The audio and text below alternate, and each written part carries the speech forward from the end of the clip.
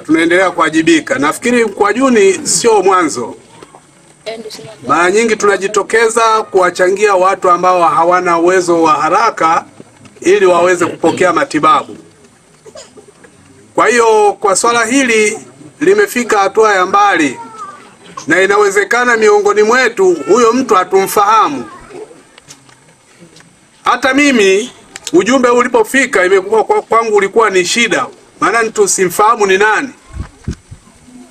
Hapo ilipolenga pale kuniripotisha kwa viongozi mtu ambaye amekuja kwenye kitongoji chako, inakuwa ni faida kubwa ukinipotisha kwamba kitongoji changu amekuja mgeni wa aina fulani, au kuna mtu fulani amekabiliwa na tatizo fulani. Sisi tukimfahamu inakuwa jambo moja bora sana. Nimekuja kipindi cha Mulika kimekuja hapa, nafikiri tarehe 6 ya mwezi huu nilikuja kwenye familia ya Bwana Mustafa. Kama kawaida ya kipindi cha Mulika tunataja namba za simu kwenye kipindi, na huwa tunawafikia watu kwa nyakati tofauti kama ambapo tumekuja hapa. Panapobidi kukutana kama hivi, basi huwa tunashirikiana na uongozi wa eneo husika, na nashukuru sana afisa mtendaji na mwenyekiti pia. Nilipokuja hapa walinipokea vizuri mara ya kwanza, na nikawauzia wazo langu nao wakapokea kwa mikono miwili.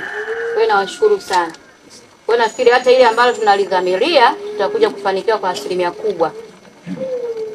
Kipindi cha Mulika kinasikika Radio Newala siku za Jumamosi saa 8 mpaka saa 10. Kile kinagusa maisha ya jamii mbalimbali. Iwe ugonjwa, kama kuna mtu anaumwa, hana msaada, mkitufikia basi tunakuja kumuona, na kama hivi tulivyokuja hapa tunashirikiana na nyinyi wananchi wa maeneo husika, tunaona namna gani ya kumsupport yule mtu. Lakini pia hata kama kuna migogoro ya kifamilia, kuna wengine wazazi wao wamefariki, basi wengine wale wazazi walezi wanapenda kuhodhi zile mali za watoto marehemu. Sisi mkituambia tunashirikiana na wasaidizi wa kisheria, mambo yanaenda vizuri. Mambo mengi, hata kama pia kuna ndugu zenu pia wamepotea labda, pia unajua kwamba yuko maeneo fulani, unahisi.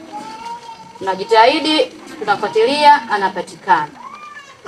Kwa hiyo tumekuja hapa kuja kuzungumza na nyinyi, kuona kwamba wana Mkwajuni nanyi mnashirikiana na sisi kupita kipindi cha Mulika, kuona kwamba miongoni mwa wanajamii kutoka kwenye kijiji hiki naye anasaidika na kipindi cha Mulika. Sisi hatubagui. Mtu yoyote akitufikia tunashirikiana, tunamsaidia kwa asilimia kadhaa, hata kama sio 100. Utusamee kwa sababu tutakusimamisha hapa uone kabisa hilo tatizo watu wengi liwaguse moja kwa moja.